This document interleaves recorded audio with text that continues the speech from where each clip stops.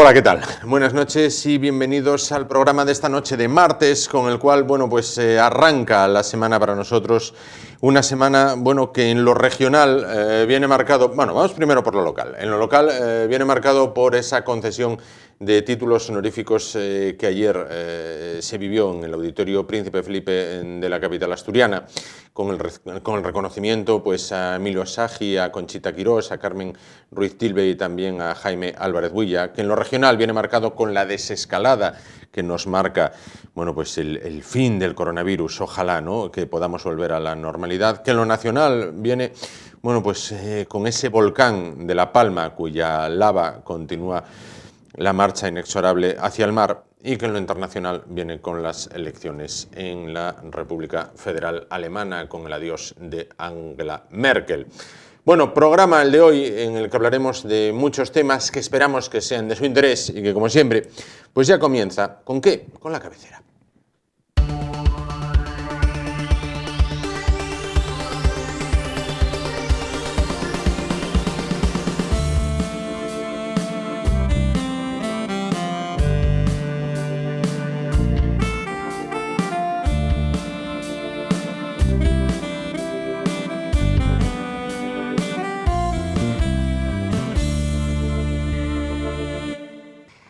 Pues comenzamos el espacio de esta noche y vamos a hablar de un tema, del cual venimos hablando desde hace ya muchísimo tiempo. ¿Cuánto tiempo que venimos hablando del dichoso coronavirus que llegó a nuestras vidas, de aquella manera, y se resiste a irse, aunque parece que los datos invitan al optimismo.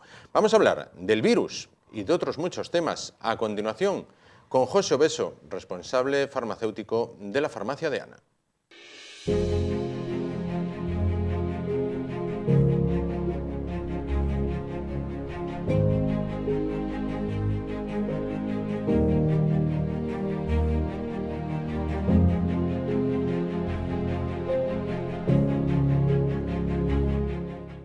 Recibimos a José Obeso después del verano. José, ¿qué tal? Buenas noches. Hola, buenas noches, Juan. Encantados que estés con nosotros. Entiendo que el verano bien. Bien. Se te ve moreno, se te ve bien, descansado, supongo. Empezando a integrarnos otra vez. Ahí estamos. Vamos a hablar del análisis del COVID hasta ahora. 5 olas o 5 oleadas. Hay quien dice que fue todo la misma, pero que se dividen en 5 segmentos. ¿Cómo podemos diferenciar estas 5 ahora que ya vamos un poquito a toro pasado? Bueno, a ver, evidentemente hubo una evolución en el tipo de olas y en cómo nos enfrentábamos a ellas. Las primeras olas tenían un elevado número de contagiados, aunque en perspectiva no fueron tantos como podrían haber sido, gracias a las restricciones. Y un porcentaje alto de esos afectados tenían una enfermedad mala, la llevaban mal, tanto como para ingresar o incluso muchos de ellos para fallecer. Claro. Poco a poco se va invirtiendo la situación. Evidentemente, a partir de la cuarta ola, la situación ya está determinada por la vacunación de la población, con lo cual es un factor importante. Otro factor importante en el proceso es el aumento de movilidad. Tampoco ha sido lineal porque dependía del momento del año, del tipo de ola, había más o menos movilidad, entonces también hay que tenerlo en cuenta. Y el tercer factor fueron las variantes del virus. En la situación que nos encontramos actualmente, quizá desde esta primavera, nos enfrentamos a cepas que, por lo que se ve, a variantes que son bastante más contagiosas. Hemos tenido bastante más movilidad que en las primeras olas y lo que nos dicen los datos es que hay un número de contagiados superior al de las primeras olas, muy superior al de la segunda y la tercera y notablemente superior al de la primera. En cambio, los ingresos en UCI y los fallecimientos han sido menores. Y lo que es más importante, las personas que han padecido la enfermedad con patología también. Si vamos a diferenciar también entre la cuarta, quinta ola y la situación actual, también vemos una pauta en cuanto a que en la cuarta y quinta ola quizá los más afectados hayan sido los jóvenes, los que no estaban vacunados, los que no tenían completa la pauta de vacunación, y ahora vemos que ese dato se va invirtiendo. Vuelven a ser en porcentaje, no en números netos, por supuesto, Sí. los más afectados, las personas mayores, vulnerables, etcétera. También determinado porque parece ser que la eficacia de las vacunas va disminuyendo y porque los jóvenes se van vacunando poco a poco, van adquiriendo pautas completas. A partir de ahí, todo lo que se quiera analizar o no en cuanto a lo que nos viene, pues bueno, ya hay que hacerlo con estos datos en la mano. Claro. Bueno, hay que hablar de las vacunas. Íntimamente ligado al proceso de la pandemia está el proceso de la vacuna. Claro, podemos decir, el mundo echó el resto para conseguir esas vacunas. Normalmente una vacuna, me acuerdo, tú nos lo decías, lleva un proceso de muchos años. Aquí fue contrarreloj. ¿Qué eficacia de vacunación? Bueno, viendo los datos que acabo de exponer, parece que la eficacia ha sido alta y bueno, me pongo siempre de ejemplo porque era de los escépticos con las vacunas.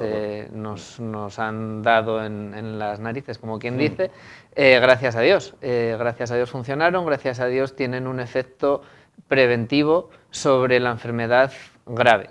No vamos a decir sobre el contagio, que también parece ser que sí, pero sobre la enfermedad grave.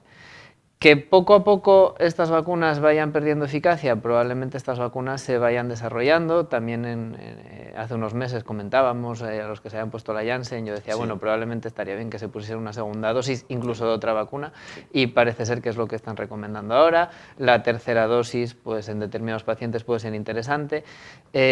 Vamos a ir viendo de ellas. También vamos a ir viendo que aparecerán o no efectos secundarios, pero bueno, por los datos que tenemos no hay que ser alarmista en cuanto a los efectos secundarios, que los hay, pero no más que en cualquier otro medicamento, otro tipo de vacuna. Con lo cual, en ese caso, yo pienso que actualmente la situación es muy satisfactoria. ¿Qué pasa con los jóvenes o con los niños en este caso? ¿Los vacunaremos o no? Bueno, pues si quieres lo vemos más en detalle, pero bueno, al final hay que jugar un poco con el beneficio-riesgo y ahí, bueno, y los datos que tenemos en cuanto a infectividad de niños, pues quizá ahora mismo se vayan viendo más claramente. En general, las vacunas han funcionado, es para estar satisfechos con todo el proceso de vacunación y a partir de ahora, pues bueno, me imagino que lo irán desarrollando, dándole una protección, una eficacia todavía mayor a todo este sistema. Lo que es muy importante, que se me olvidaba, es que más allá de hablar de terceras dosis, que sí que pienso que van a ser necesarias, decía hace unos meses no una vacunación anual, pero sí que terceras dosis, incluso combinación de distintos tipos de vacuna, va a ser importante que consigamos que se vacune cuanto más porcentaje de la población mundial, porque si queremos que este virus no sea endémico, o que lo sea, pero que no tenga una afectación notable hacia nuestra salud, bueno, tenemos que intentar que no circule por ninguna parte de un planeta que está completamente globalizado. Claro. Ahondando en eso, José, durante el verano vimos montones de imágenes de esa tragedia humana que fue Afganistán, o que está siendo Afganistán, el aeropuerto de Kabul, unas aglomeraciones de gente inmensa, ni uno con mascarilla, ni uno. Entonces dices, ¿y estos? ¿No les da? A ver, en el virus... Porque vacuna entiendo que allí tampoco había. Probablemente no, por lo menos a los que salían en las fotos. Lo que comentamos siempre es que el virus es inteligente hasta cierto punto, dentro de que es un microorganismo que no tiene vida. Es inteligente y lo que no le interesa es matar a su hospedador, que somos nosotros. A su vehículo. Entonces, probablemente se vaya, igual que las variantes son más transmisibles, probablemente sean menos agresivas hacia nuestra salud, dentro de que lo que monta el virus es un Cristo dentro de nosotros, de inflamación y de afectación, ya no solo respiratoria, porque es un virus al final, bueno, circulatorio, por decirlo de alguna manera.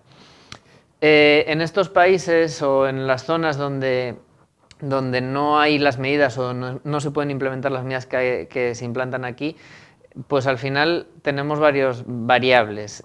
Por un lado, probablemente no haya los mismos datos ni la capacidad de tenerlos que aquí.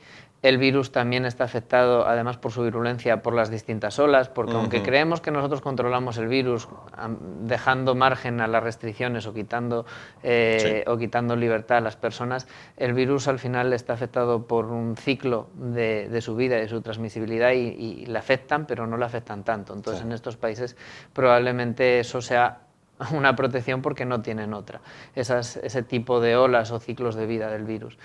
Lo mismo pasa pues, con los jóvenes, con los botellones. Estamos en una situación que más movilidad, más expuestos, en otros países están más expuestos y a lo mejor la afectación no es igual en términos generales. También en estos países la población es mucho más joven, no está tan envejecida y probablemente tengan una capacidad de reacción frente al virus superior a nosotros. A la que podamos tener nosotros. Pero bueno, el dato más importante es que no hay datos de estos países y no los vamos a tener nunca. ¿Vemos la luz al final del túnel, aunque bueno, sea sangre, sudor y lágrimas? Depende de lo que sea la luz. Si la luz es quitar la mascarilla y que vuelva a abrir el ocio nocturno, pues sí, por decirlo fácil, sí, sí. Todo lo que conlleva eso en cuanto a términos económicos.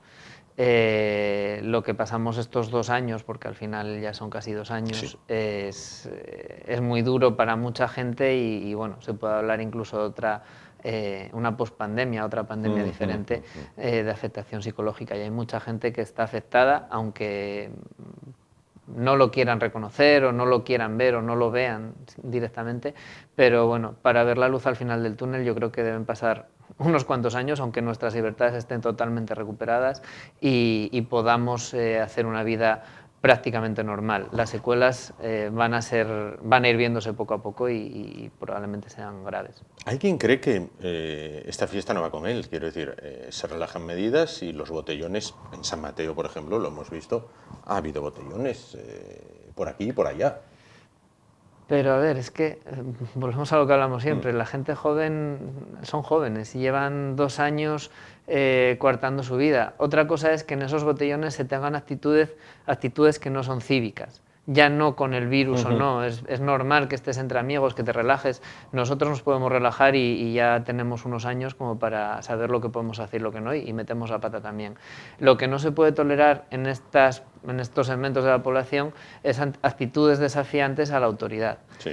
Pienso que ahí está lo grave. Que se junten 25.000 o que se junten 2.000 o que se junten 200 en una playa, bueno, pues entra dentro de lo previsible, de lo normal y probablemente, aunque digan que sí, la incidencia no sea tan alta. Claro. En este momento, por eso, porque estamos afectados por la ola, por un descenso de ola, por la época del año, por muchas razones, porque las variantes, aunque son más transmisibles, se van atenuando, pero lo que no es tolerable es que aparezcan patrullas de la policía, sí, de la Guardia Civil, y que se les insulte y que se les tiren botellas y que se recrimine a los peatones que pasan por allí.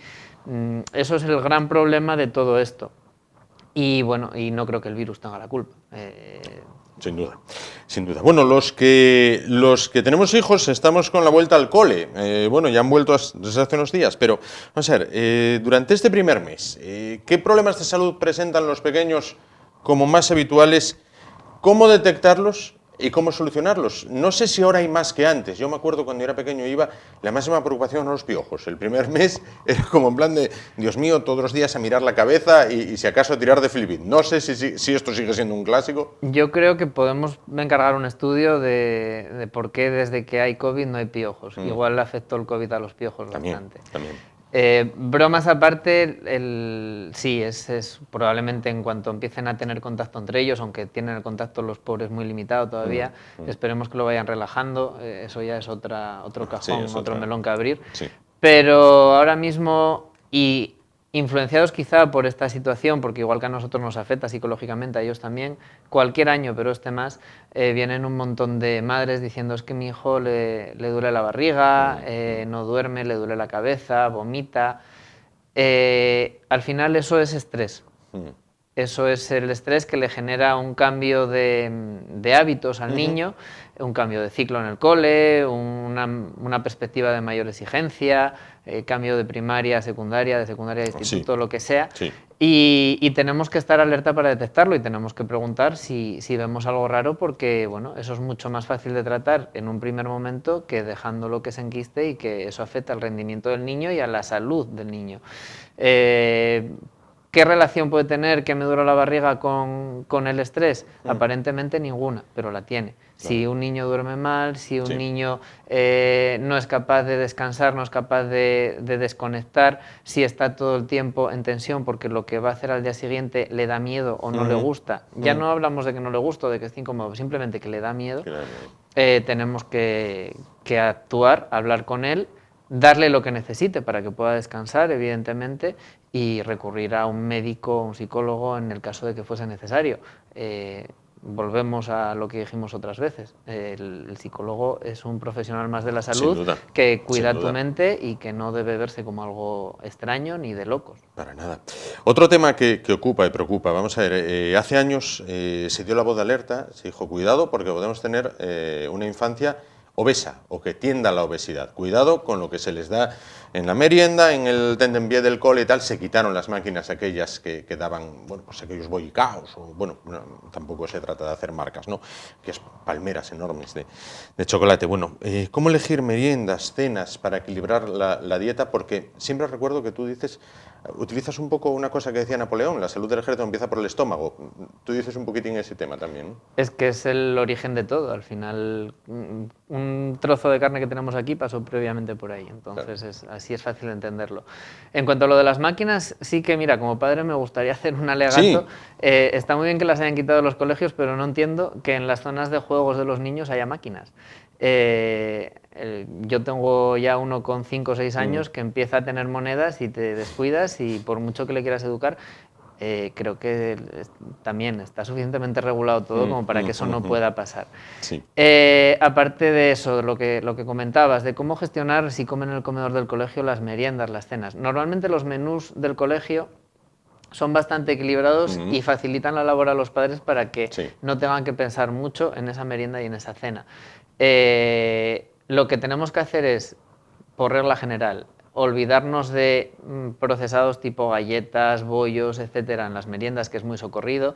Pensamos que los zumos son una buena opción, no es una buena opción, sobre todo los que son prefabricados y cerrados.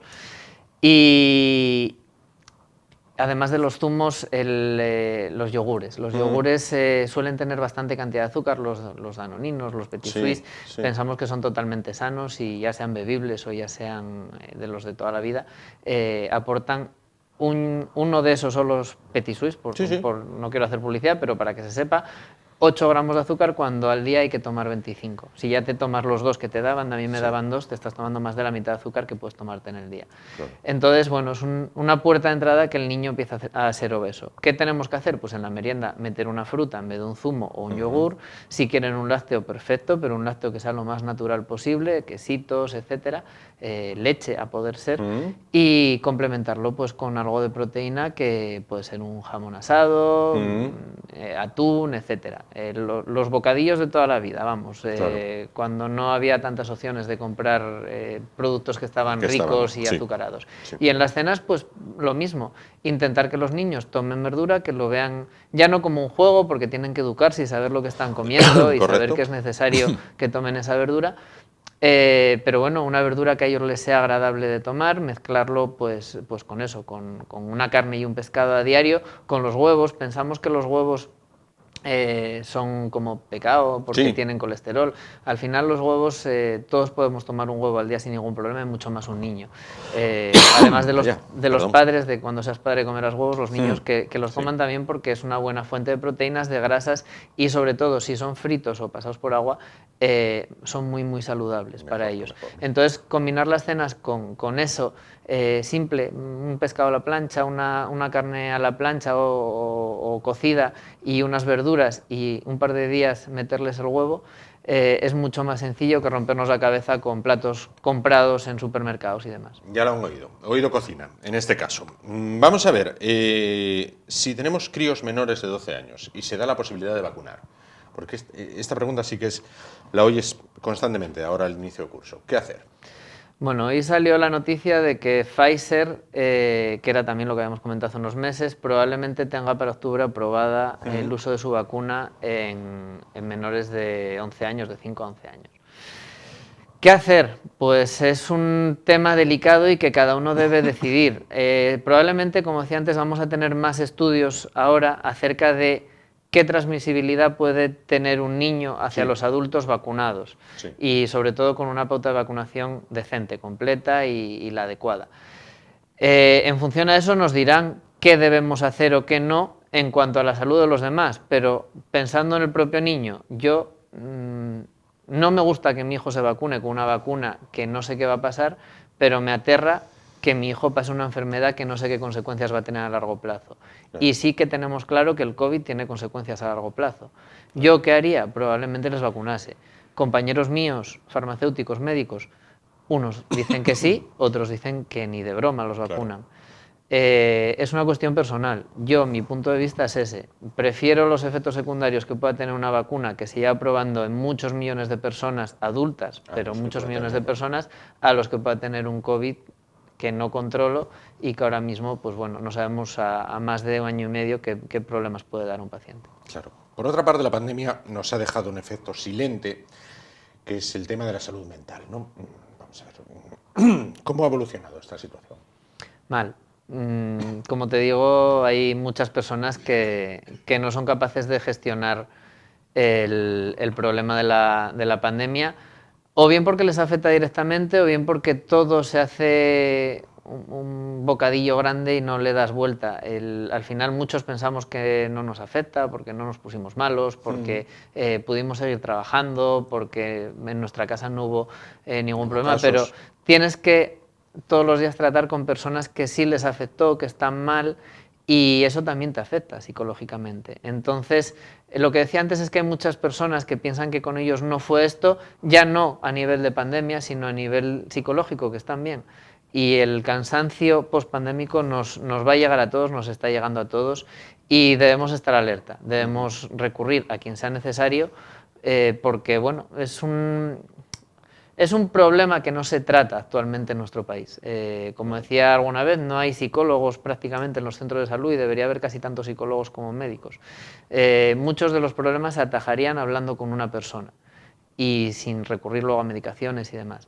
Las personas ahora están bastante mal, estamos viendo que llegan a la farmacia estresados, de mal humor, que no tienen paciencia, que no atienden a razones sobre todo, y a partir de ahí todo va a ir a peor. Una señora hoy justo nos hablaba del suicidio. Es que nos habla del suicidio y bueno, creo que era su hijo, se había suicidado en primavera. Es una enfermedad, porque es una enfermedad, que no se tiene por qué callar. No tiene por qué obviarse que pasa eso y que hay personas que no lo gestionan correctamente. Con lo cual debemos trabajar todos en ello y no silenciar un problema o no obviar un problema que es importante para muchas personas y que probablemente si no tienen una ayuda adecuada no consigan salir de ello. Entiendo, para finalizar, que una posible solución pasaría por algo tan simple como que a las personas se las escuchase. Sí, y que es lo que hacen los psicólogos, escuchar. Y no es caro escuchar, cuidado. No es caro. No, pero bueno, no es caro hasta cierto punto. Lo que no tenemos ahora es tiempo. No tenemos porque consideramos que no lo tenemos, porque al final sí, el tiempo está ahí.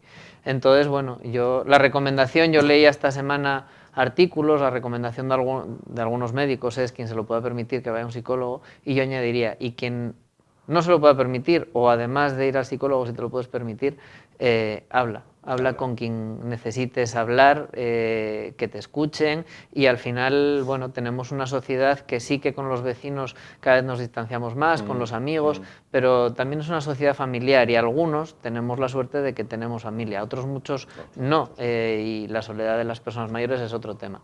Pero bueno, quien tenga esa posibilidad es un punto de partida interesante, porque si alguien te escucha te va a recomendar hacer una cosa u otra y tú probablemente estés más receptivo a ello. Con esa reflexión nos quedamos. José Beso, farmacéutico responsable en la farmacia de Ana Díaz, en la calle Silla del Rey de Oviedo. Muchísimas gracias por estar con nosotros esta noche, por estar una temporada más con nosotros. El próximo mes volveremos a hablar, a ver si la situación, bueno, pues de a poco mejora. Muy bien. Gracias. Gracias, Juan, a vosotros. Gracias. Nos vamos a publicidad muy rápidamente. Volvemos a la vuelta de muy poquito y estamos con ustedes. Hasta ahora.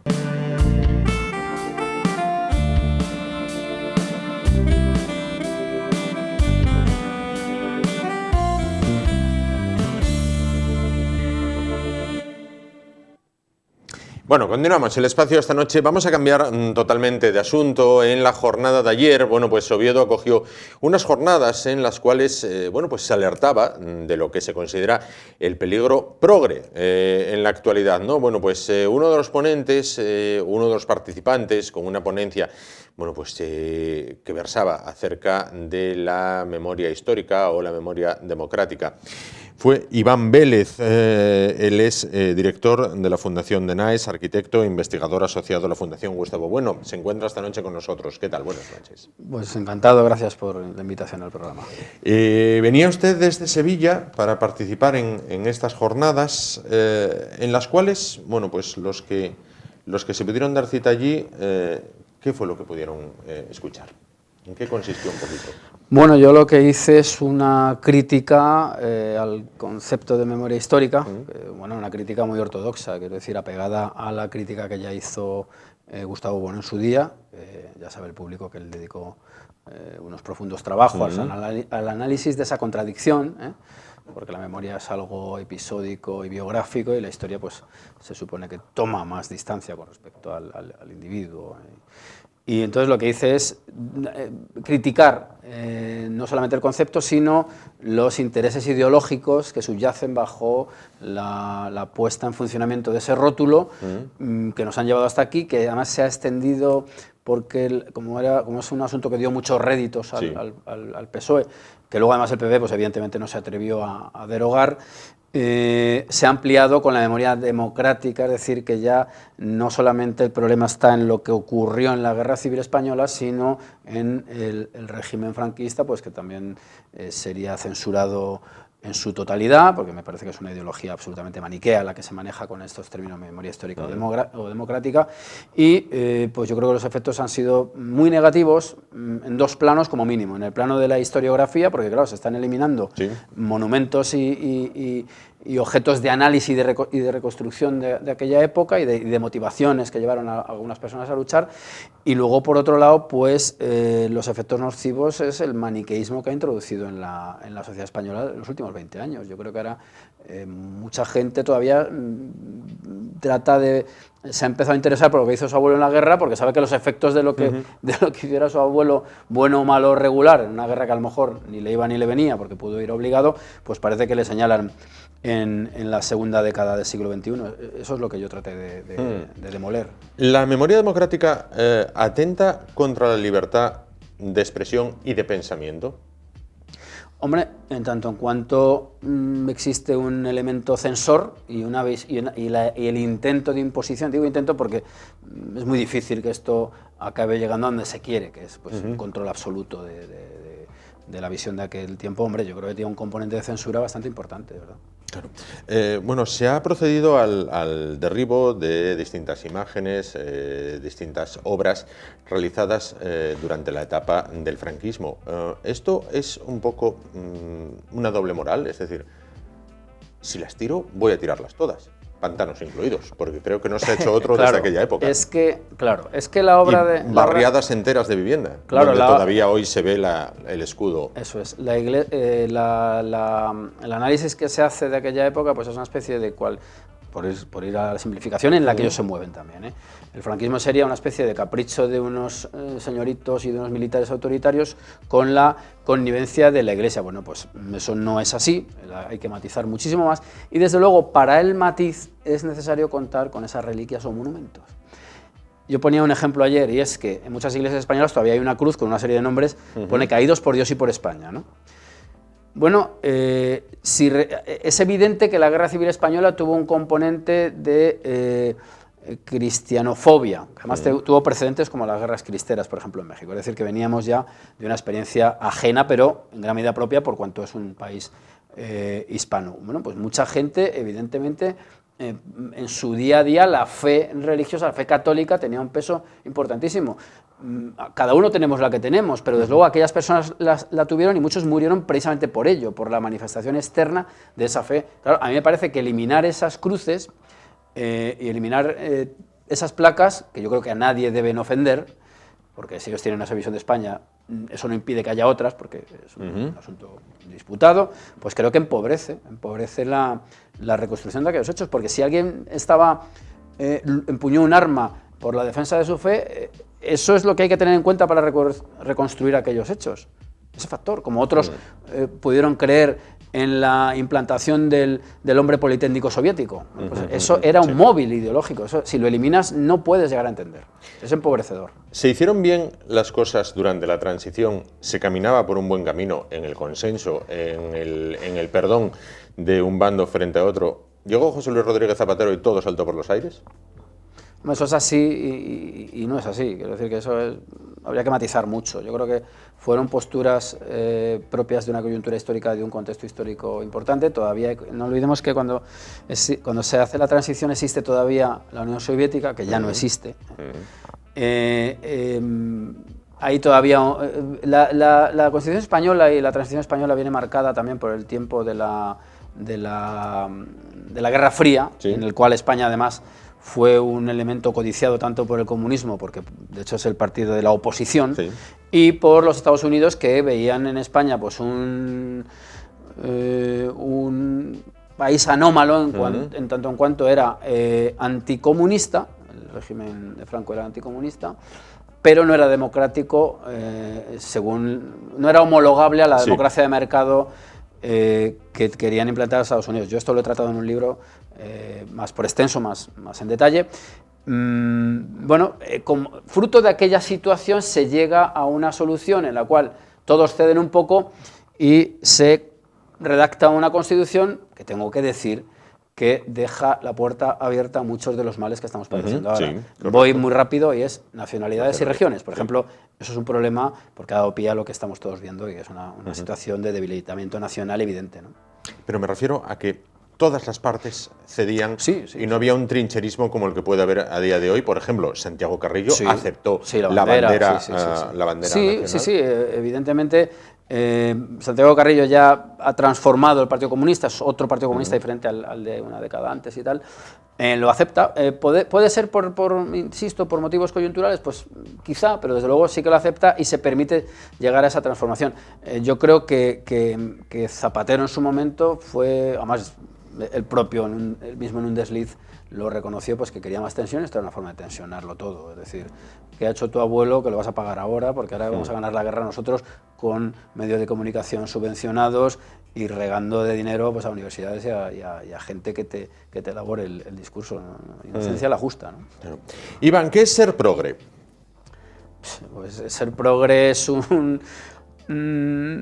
pues es una etiqueta que abarca muchas cosas. Ser progre puede ser desde llevar una trenca y el pelo largo a creer que, por ejemplo, porque claro, aquí ya la Grey Progre se ha extendido muchísimo, a creer, pues por ejemplo, que la erupción del volcán de La Palma es una reacción de la madre tierra a las agresiones de sus ingratos hijos, ¿no? O sea que me parece a mí que ser progre pues es muchas cosas y ser progre hoy por hoy, que no digo que en el otro lado no lo haya, también, pues conlleva una elevada dosis de superstición y de pensamiento casi paleolítico, ¿no? Si unimos progre con buenismo, ¿tenemos un cóctel verdaderamente peligroso? Sí, yo creo que sí, porque luego hay otros que no son progres, que sabrán hacer el negocio y sabrán implantar otras cosas que vienen detrás de ese progresismo, ¿no? Es decir, estoy pensando, por ejemplo, el gigante chino, que no se administra todavía, no sabemos cómo evolucionará. Gran parte de las doctrinas progres se ha hecho con gran parte de las materias primas y ahora estamos sufriendo la carestía de las mismas, ¿no? Quiero decir que con el ambiente progre que se ha asumido en España, pues las consecuencias van a ser bastante tremendas. Lo estamos viendo pues en muchos aspectos. El tema de la luz, por ejemplo, es porque lo que no es progre son las centrales nucleares. Claro. Bueno, pues paga tu factura, ¿no? Correcto. Es decir, que los efectos son el día a día. Llegando a un más largo plazo, está el tema de la educación. Actualmente, bueno, pues va a entrar en vigor un modelo en el cual los chavales van a poder pasar de curso, incluso si suspenden, pues adelante. Esto llevándolo muy allá, ¿llegará un día en que haya un partido que prometa a sus electores: yo suspenderé a vuestros hijos, y esa gente le votará? ¿O en conciencia dirá: Ojo. Hombre, si esa gente es lúcida, sí. Yo mis hijos quiero... Yo me comprometo a suspender a vuestros hijos. No, vamos a ver, yo mis hijos quiero que si no tienen nivel para probar, que se les suspenda, así de claro. Pero vamos, es que sobre todo porque es una ficción. Pretender que el niño hay que protegerlo como si fuera de algodón, pues no tiene sentido, porque luego viene la cruda realidad del mundo adulto, donde hay competitividad, donde hay frustración, y además, sobre todo, a mí me molesta mucho que yo no he pisado en mi vida en ningún centro privado. Quiero decir que yo he estado en la escuela pública, en la universidad pública, lo mucho o poco que sé, lo he aprendido al menos con ese punto de partida. Luego ya está lo que uno trabaja también por su cuenta, lógicamente, porque la enseñanza no solamente se da en las aulas. Hombre, yo creo que al obrero español le conviene una educación rigurosa y exigente con sus hijos, porque es la única forma de elevarte sobre las condiciones heredadas. Es decir, la única forma de poder, yo no digo que haya que hacerlo, pero poder cambiar de registro, ser otra cosa. Y me parece a mí que el aborregamiento que conlleva el hecho de que al niño, para no traumatizarlo, se le pase en las matemáticas sin tener ni idea de lo que es una operación de quebrados, por decir algo, pues me parece que el perjudicado es el niño. Que luego, pues sí, estará muy entretenidito con sus consolas y sus chorradas, pero lo que tendremos luego es pues un conjunto de borregos y de una masa de gente pues sin criterio y bueno, pues mano de obra barata. Pero eso es un pensamiento fascista. No, eso es un pensamiento muy clásico y muy normal, y esto lo pensarían hace 500 años los que estuvieran por aquí. Pero a día de hoy le pueden tirar este pensamiento de fascista. Bueno, es que fascista hoy es muchas cosas, ¿no? Es un poco lo de progre, o sea, si no eres progre eres fascista ya de cabeza, no tiene sentido. Entiendo que progre es tener el pelo largo, si no lo tienes largo puedes ser fascista, tengo todas las papeletas. Pues yo tenía el pelo largo hace 30 años y no he cambiado tanto, no creo que el corte de pelo me haya cambiado tanto, ¿no? Correcto. Por otra parte, España, para bien y para mal, es un país cargado de historia. Sí. Hay quien opina que es el país más antiguo de Europa y es un país con sus luces y sus sombras, con una historia plena, completamente llena. Vale. ¿Por qué hay ahora mismo un revisionismo histórico en el cual, bueno, pues incluso desde casa, a diferencia que pueden hacer franceses, ingleses, con su propia historia, se nos tilda prácticamente de lo peor? Hemos sido genocidas en América, explotadores en África, sanguinarios en el norte de Europa o en Centro Europa. ¿Por qué?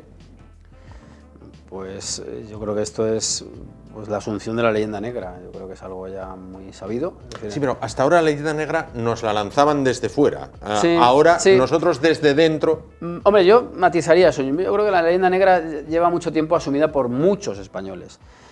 Es una nación pues que desprecia su pasado, pero sobre todo yo creo que por desconocimiento. Yo tampoco soy un historiador ni tengo unos vastos conocimientos de historia, pero hombre, si uno, por ejemplo, el asunto de América, ¿no? El descubrimiento, conquista y pacificación o civilización de América, si uno se da cuenta de la realidad a la que se enfrentaron esos señores, pues percibe la grandeza de sus actos. ¿Que hay actos miserables? Pues los hay todos los días en todos los ámbitos de la vida, ¿no? Sí. Pero me parece que la obra española que podemos percibir hoy en América está ahí. Es decir, no se arrasó con aquellas sociedades. Es más, se erradicaron prácticas que son inasumibles. Yo cuando Andrés Manuel López Obrador idealiza a los mexicas, bueno, se queda con una parte muy concreta, pero me imagino que no está a favor de la extracción por medios mecánicos del corazón con el individuo vivo, es decir, abrirle con un cuchillo de sílex. Es decir, hay que entender en qué condiciones se dio aquella expansión de la hispanidad que configura la actual hispanidad, que es una parte formal del mundo, eso hay que decirlo, que tenemos un idioma, por mucho que la aldeanización progresiva de España así lo quiera o trate de negarlo, es una tecnología poderosísima que nos permite y es un patrimonio de los españoles que debemos defender. Yo creo que el problema de la leyenda negra, insisto, es la asunción de la misma, pero solo se puede salir de ella con, pues por ejemplo, volviendo a la pregunta anterior, con unos planes de enseñanza que den una visión equilibrada. Yo no quiero una visión edulcorada, equilibrada y rigurosa con unos medios de comunicación que no estén constantemente emitiendo productos basura sobre la historia de España, y no quiero dar nombres de series porque no quiero, y bueno, pues luego neutralizando a todo aquel personajillo que viniendo a España, hablando mal de España, se le agasaje, que es una visión verdaderamente paleta la que se tiene en España, claro, ¿no? Con algunos hispanistas. Y por otra parte, ahora mismo el tema de los medios de comunicación no duelen prendas a la hora de referirse, por ejemplo, a un partido político como es Vox. Se le pone el apelativo la extrema derecha o la formación de extrema derecha. Cuando nos vamos al otro lado del espectro político y hablamos, por ejemplo, de Podemos, el símil que se realiza es la formación morada. Nunca vemos el tema de la extrema izquierda. ¿Por qué para mucha opinión publicada que no pública la derecha es peligrosa y la izquierda es guay? Bueno, saben lo de pública y no publicada, que son dos cosas diferentes. Sí, por eso me refería, a opinión publicada, claro, que no pública. Porque es verdad que la publicada viene alimentada muchas veces por publicidad institucional, por muchas cosas muy corruptas, ¿no?, que todos sabemos, ¿no? Hombre, pues yo creo que porque Vox, que yo no digo que sea la panacea, ni muchísimo menos, no soy tan ingenuo, viene a cuestionar el modelo. Es decir, el modelo autonómico, Vox es el que de manera más explícita quiere, como mínimo, erosionarlo. Y digo como mínimo porque es un modelo muy implantado, no seamos ingenuos. Y viene con la idea de ilegalizar a esos facciosos que se sientan en instituciones públicas para destruir la nación española. Y claro, eso encaja mal en muchos ámbitos. Y la partitocracia española, que ha estado siempre conchavada con estas sectas secesionistas, sabe que el equilibrio está ahí y el poder está ahí en la negociación con el cacique local, con grupúsculos como el PNV, verdaderamente, vamos, una basura política, para decirlo claramente, con grupúsculos como el que lideraba el clan Pujol. Es que los partidos que han cortado el bacalao en España en los últimos 40 años han bebido los vientos por esas facciones y tenemos este resultado. Entonces, ¿qué es Vox? Pues una reacción a esa tendencia cuyos resultados los estamos viendo. Cada vez es más difícil moverte laboralmente sin trabas o en igualdad de condiciones con un compatriota tuyo por la geografía española. Cada vez es más difícil escolarizar en muchas regiones gobernadas por PP o por PSOE, que me da igual, que no tengan implantado un idioma regional que lo que hace es cercenar los derechos de los españoles. Entonces, Vox viene a ello, entonces es el enemigo. De hecho, en los medios de comunicación oficializantes o subvencionados, para decirlo claramente, la secuencia suele ser PSOE, PP, Ciudadanos. Se nos ha quedado un partido por el camino, censura. Hay que denunciarlo, vamos. Por otra parte, citaba usted ahora el tema de Cataluña. La segunda detención y segunda puesta en libertad del señor Puigdemont forma parte, en su opinión, de una conspiración al más alto nivel político o es una muestra evidente del poco peso internacional que a día de hoy tiene España. Bueno, yo si es una conspiración no tengo datos para poner la mano en el fuego. Digo mi opinión, yo creo que lo que es una muestra más, para que los españoles espabilan un poquito, es de los efectos que ha tenido esta especie de entreguismo con armas y bagajes a Europa, a la Unión Europea, porque Europa son más cosas. O sea, Hungría también es Europa, Polonia también es Europa. La Unión Europea es otra cosa y ha traído efectos muy indeseados para regiones como Asturias. Que la gente eche cuentas de las Asturias de los años 80, 70, etcétera, y cómo está Asturias ahora mismo. Una situación demográfica crítica, una desindustrialización gravísima, por poner el ejemplo asturiano nada más. Porque yo tengo muchos vínculos con Asturias y te duele ver una región franca decadencia. Yo creo que el caso Puigdemont y otros muchos lo que demuestran o lo que exigirían por lo menos es replantearse de qué modo se quiere estar en Europa. Y desde luego estar pues de esta forma no parece ser que sea un buen negocio ni en lo económico ni en lo político. Para finalizar, citaba usted sus vínculos con Asturias en lo intelectual. Es usted investigador asociado a la Fundación Gustavo Bueno. Bueno, Gustavo Bueno nos dejaba hace ya unos cuantos años. Hay una deuda de la ciudad con Gustavo Bueno que no tiene ni una calle ni una plaza. Pues evidentemente, claro.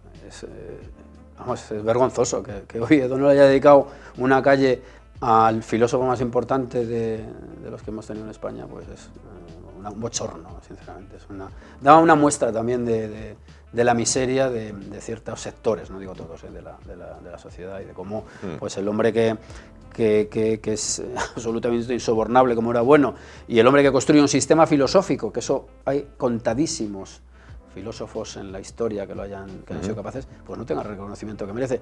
Aún así, pues bueno, como dice el tango, pobres triunfos pasajeros, porque la obra de Bueno se lee en todo el mundo, la obra de Bueno se leerá más, de hecho ya se lee, si tuviéramos los datos de la web de la Fundación, se lee más en México que en España, es decir, que la obra de Bueno es universal y, bueno, pues unas visiones un poco catetas de una ciudad española, pues no menoscaban la obra, pero hombre, como trato a un hombre que dio a conocer Oviedo, tanto como lo pudo dar en su momento el padre Feijóo, pues hombre, es un poco feo, la verdad, poco elegante. Pues Iván Vélez, director de la Fundación DENAES, arquitecto, investigador asociado de la Fundación Gustavo Bueno. Muchísimas gracias por estar con nosotros esta noche, a vosotros, por acompañarnos. Gracias. Nos vamos muy rápido a publicidad. Volvemos para, bueno, pues afrontar ya lo que va a ser nuestro tercer invitado. En un momento estamos de vuelta. Hasta ahora.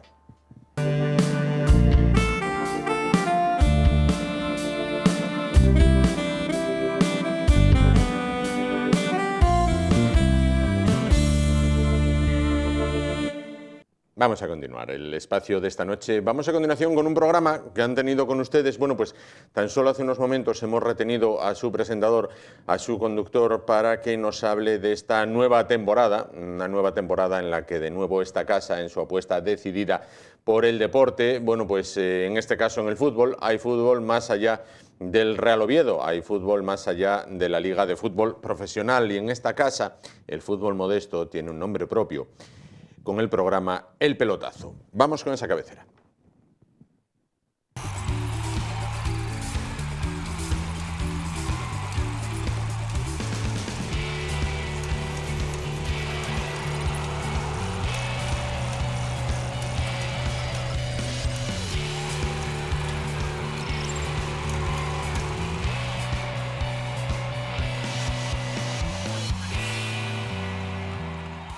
El fútbol modesto, es decir, en el que todavía hay lo que los cursis podrían decir, bueno, pues lo romántico del fútbol, ¿no? El fútbol que no mueve grandes sumas de dinero, el fútbol que se practica más que nada por afición, aunque bueno, también cobran los que cobran, bueno, pues un poquito. El que sabe y es, bueno, pues la Wikipedia de esto es Paco Granda. Paco, ¿qué tal? Buenas noches.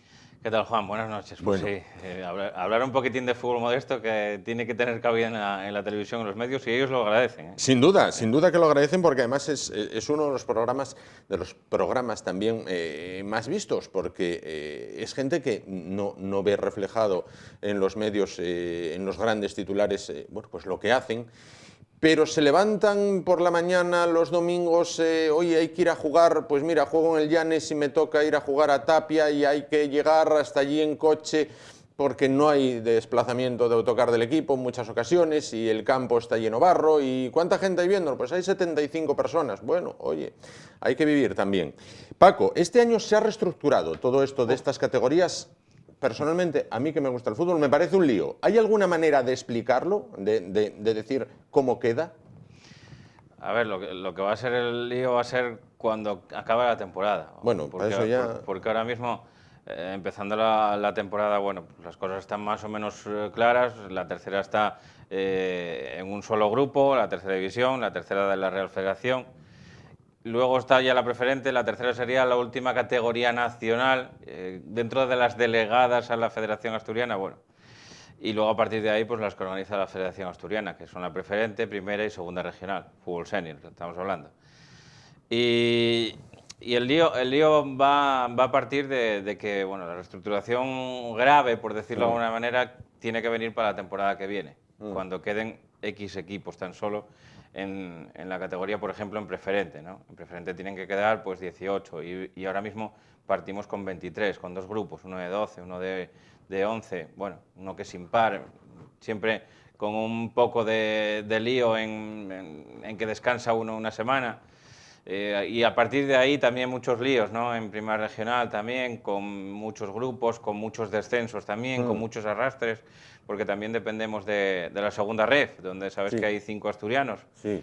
El Langreo, Real Avilés, Marino, Ceares y Llanera, que están ahora mismo en esa categoría y que, bueno, Dios no lo quiera, pero como se suele decir, si cae alguno, pues Claro. va a arrastrar. Va a arrastrar gente o va a arrastrar equipos y de ahí que, bueno, pues este año hay que hacer las cosas desde el inicio muy bien para librar la categoría. Claro. Tú que conoces todo esto, ¿había falta de esta reestructuración? Hombre, yo pienso que es demasiado drástica. A ver, sí que es verdad que cuando se dieron los ascensos y no descensos por la temporada típica del coronavirus, Sí. que se paró, ya sabes que se paró en el mes de marzo, la competición no se reanudó, bueno, hubo unos líos ahí, que si damos ascensos y no descensos, que si descendemos a la gente que está ahora en descenso, pero es que les faltan 20 puntos por disputar, no me acuerdo cuántos eran exactamente, pero faltaban una serie de puntos. ¿Cómo vamos a dar descensos si no hay estos puntos por disputar? Ya, pero ¿cómo vas a dar ascensos? Bueno, pues al final se tiró por la calle de vamos a contentar a cuanto más gente mejor y vamos a dejar las categorías pues un poco infladas, ¿no? Las categorías un poco infladas. Entonces sí que hay que volver otra vez a meter tijera ahí en las categorías, pero bueno, yo creo que no era la temporada para hacerlo todo a la vez, ¿entiendes? Porque además ahora todavía hay algunos contagios, todavía hay algunos equipos que tuvieron que parar por el tema del coronavirus. De momento tan solo uno, ¿no? La Escuela de Iniciación San Martín, que tuvo casos positivos, pero bueno, ya es un apunte, ¿no? Que ni siquiera haya podido empezar la temporada hasta 2 jornadas después de arrancar la competición. Claro. O sea, tuvo que descansar 2 jornadas. Claro. Con lo cual ahora tiene que recuperarlas. Si pasa eso en Primera Regional, si pasa eso en Preferente, pues nos quedamos eso, pues que un equipo pues va a competir miércoles, domingo, miércoles, sin tener opción tampoco a decir, oye, ¿qué pasa aquí? Yo esto no puedo hacer esto. El otro día, por ejemplo, el miércoles hubo una jornada intersemanal, el miércoles 22 de septiembre y la verdad que había jugadores pues que, oye, que llegaron tarde o que tuvieron que pedir permisos. Claro. Bueno, de todas estas categorías es de las que se va a tratar en el pelotazo. ¿Qué nos vamos a encontrar entonces este año? Sobre todo mucha igualdad, Juan. Hay muchísima igualdad en todas las categorías, yo creo. Y, bueno, lo estamos viendo también en el fútbol de élite, ¿no? En Primera División, en Segunda, donde la igualdad es máxima y donde, bueno, pues casi yo diría que todo se va igualando por abajo, ¿no? Va todo casi cayendo un poquito bueno, también con esa primera ref que metieron ahí a Calzador entre las ligas profesionales y la semiprofesional, pues metieron ahí a Calzador una primera ref. Y yo creo que por eso y por ahí también se fue un poquitín igualando todo, pero bueno, yo creo que sí que va a estar emocionante, va a estar divertida, pero que va a haber muchos equipos que a la mínima que se descuiden, que no empieces bien, que tengas un par de tropiezos, 3 tropiezos, 4 seguidos, te vas a meter en líos donde a lo mejor al principio de temporada no te esperabas. No te esperabas.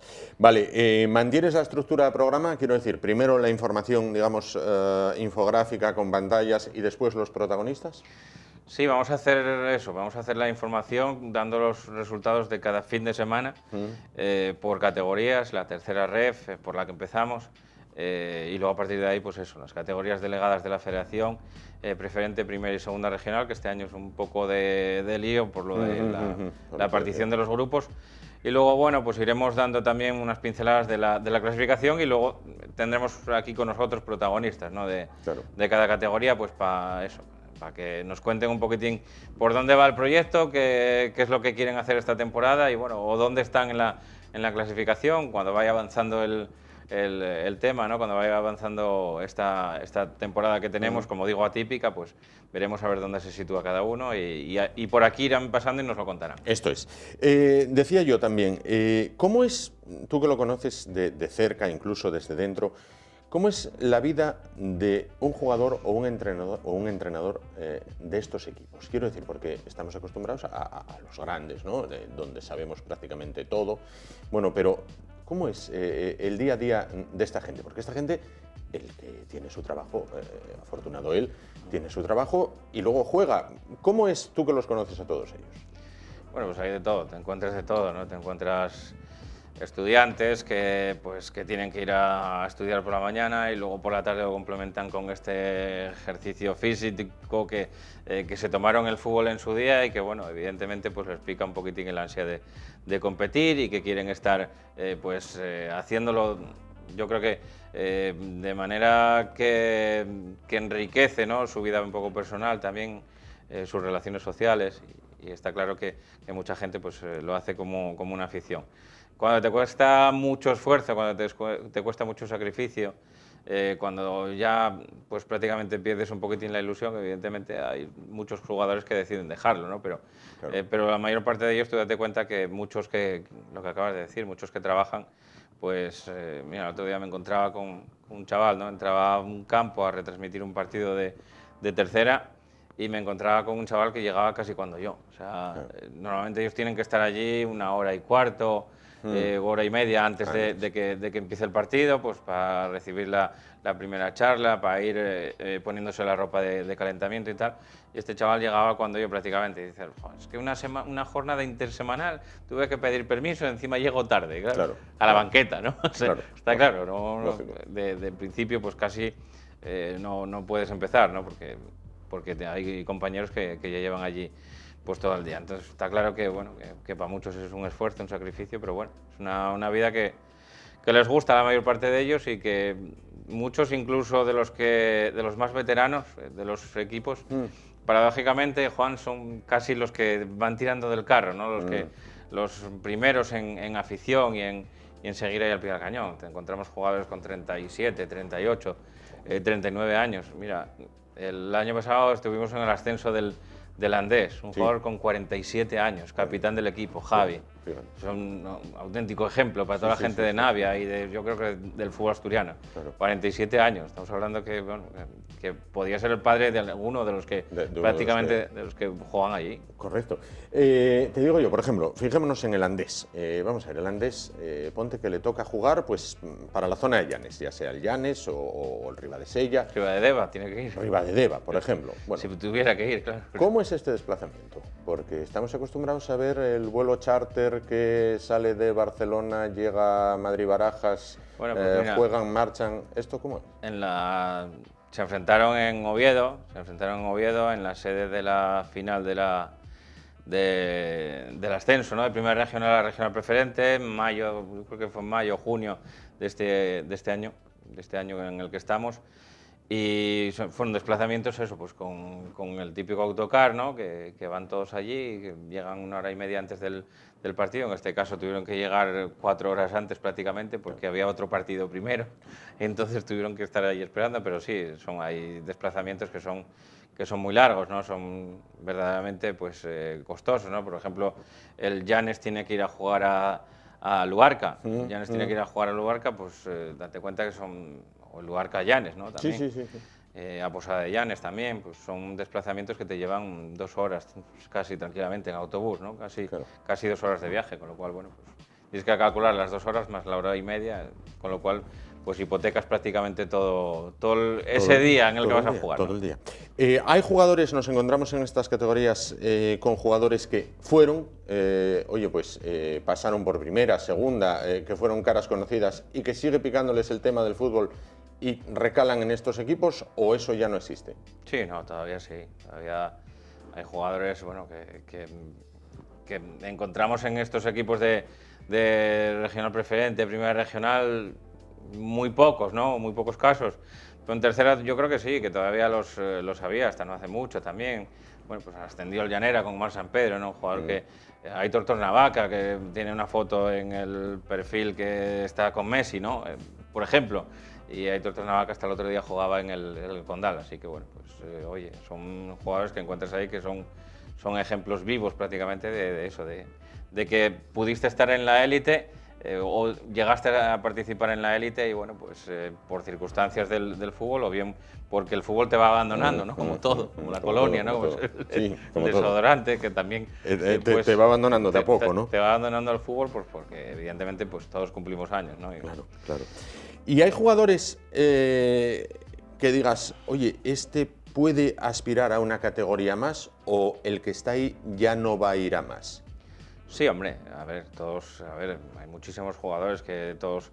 Lo que pasa es que ahora, como hay un tapón tan grande, hay un tapón tan grande para salir, esto es como una pirámide, pero al revés, invertida. Entonces el embudo está ya para llegar a la élite, entonces como la I del magazine, ¿no?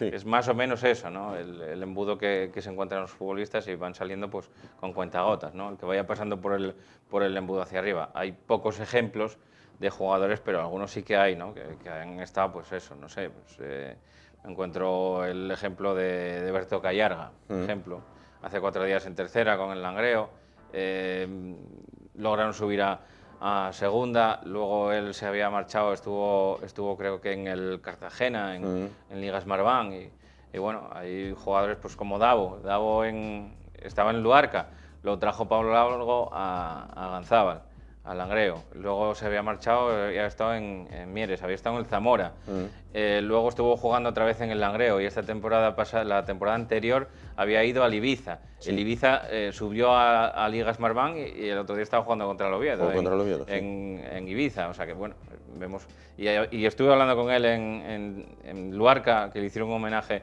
este verano, o sea que bueno, se ve que jugadores llegan, pero bueno, que son pocos, ¿no? Son pocos los ejemplos que encontramos. Tú, por ejemplo, coges el periódico hace un mes y lees: el Real Madrid ofrece 220 millones de euros por Mbappé. Y el jeque dice que no, 220 no. Cuando ves esas cantidades y ves estos equipos, 220 millones, si los juntamos a todos los equipos de todas estas categorías, incluso me atrevo a decir hasta con el precio del campo como terreno, no se llega, ¿no? No, que va, no, ni con mucho, ¿no? El otro día estaba hablando precisamente con un representante de la Escuela de Fútbol Intersoccer de Madrid, tiene un equipo allí en Madrid que se llama el Alcobendas Sport, no el Alcobendas Sport, el otro Alcobendas, el que estaba antes del Alcobendas Sport. El Alcobendas Sport es el que estaba Rubén Reyes, el director deportivo ahora del Real Oviedo. Y me comentaba eso, ¿no?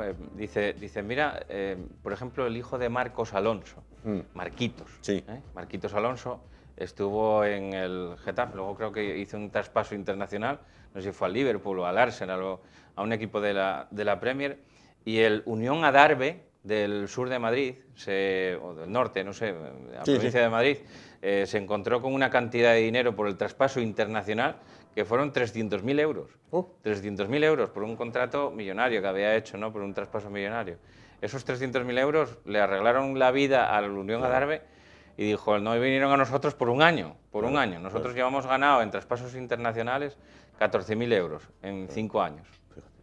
14.000 euros de traspasos, de esos derechos de formación, que son importantísimos para los clubes modestos, los derechos de formación. Bueno, pues cuando te cae algo de eso, la lotería. Te cae prácticamente la lotería y mira, el Unión Adarve pues ahora es uno de los equipos punteros de segunda red, gracias a eso, a esa inyección de dinero. En cuanto a afluencia de gente, con el tema COVID y demás, ¿cuál va a ser la afluencia a los estadios digo estadios y suena a los campos? La gente tiene miedo, Juan. Todavía no vamos a llegar a los indicadores prepandemia, no vamos a llegar a los números. Sí que es verdad que hay muchas ganas de insultar al árbitro, ¿no? Que se suele decir, o de ir a los campos, más o menos, a explayarse un poco, pero todavía hay gente que le cuesta, que tienen algo de miedo y que, bueno, pues también nos falta gente, ¿no? Está claro, perdimos gente, eso es una realidad, es cruda, pero es así, la realidad que vivimos y, bueno, en los campos de fútbol no va a ser algo aparte del mundo, sino que, bueno, pues formamos parte del mundo y yo creo que se nota, ¿no? Un poquitín que la afluencia de los estadios pues bajó, ¿no? Estamos hablando de que, bueno, pues en los campos donde vamos visitando y eso, en este inicio de temporada, se nota que hay un poquitín menos de afluencia de público. Sí que es verdad que la gente... Decíamos antes el Andés. ¿Qué promedio de público puede tener el Andés un domingo en su casa? No, hay equipos que tienen muy poco, que manejan menos de 100 espectadores, la mayor ¿Menos parte. de 100? Sí, la mayor parte de los equipos, pues... No sé, pues por ejemplo, mira, un campo como que nos pilla cerca, ¿no? El Atlético Lugones. El Atlético Lugones, un fijo casi en tercera, en preferente, un equipo ascensor de preferente a tercera, y que bueno, pues están intentando que, aunque el campo es verdad que no está cerca, no está en la misma población de Lugones, sino que tienes que ir a un parque que está un poquitín más alejado, pero bueno, están intentando pues eso, subir un poquitín la media de afluencia, porque estaban en menos de 100, andaban por los 80 espectadores de media, más o menos. ¿Qué puede cobrar de media un jugador en estas categorías? Muy poco. Hay equipos, ahora mismo hay equipos en preferente que no pueden pagar. No pueden pagar absolutamente nada. Hay equipos, bueno, pues yo sé de buena tinta que hay equipos en preferente que ahora mismo, bueno, pues sí que es verdad que algunos están pagando la gasolina o los desplazamientos, o oye, pues esta semana nos toca ir a jugar a Barcia, a San Sebastián de Barcia, a Luarca casi, a 5 kilómetros de Luarca. Pues entonces, oye, si vas desde Blimea, si tienes que ir a jugar allí, pues a lo mejor te voy a pagar la gasolina, o te voy a dar un vale para gasolina. Como hacían algunos equipos, dar vales para una gasolinera, 25 euros de vale para una gasolinera, porque llevabas a 4 compañeros contigo en el coche. Pero pagar, lo que se dice pagar, bueno, pues estamos manejando sueldos que son también más pequeños que los que manejábamos prepandemia, que sí que es verdad que había equipos de primera regional, bueno, pues que estaban pagando cierto dinero, bueno, sobre todo al entrenador, ¿no? Al entrenador que normalmente es el que más maneja un poco, porque también luego de su presupuesto, de parte de su presupuesto, a veces hay entrenadores que con el afán de mejorar un poco el equipo, pues a lo mejor se quiere traer a un jugador y dicen, mira, pues dais 50 euros de mi sueldo. Entonces lo que te quiero decir... Dale 50 euros. Sí, sí. Entonces dale 50 euros de mi sueldo y a partir de ahí, pues oye, el jugador ya tiene un poco más un incentivo por ir a jugar allí, pero ya te digo que la mayor parte de ellos, en tercera sí. En tercera sí, porque en tercera hay jugadores que incluso tienen que tener ciertos, no voy a decir sueldos, porque puede parecer que son profesionales, pero sí que tienen que tener jugadores dados de alta, por lo menos a tiempo parcial y con cierta cantidad de dinero. Eso sí, claro. Sí. Bueno, citabas ahora al entrenador. ¿Sigues en el aprendizaje de entrenador? ¿Estabas sacando el título? No. Digo porque Koeman se tambalea. Entonces...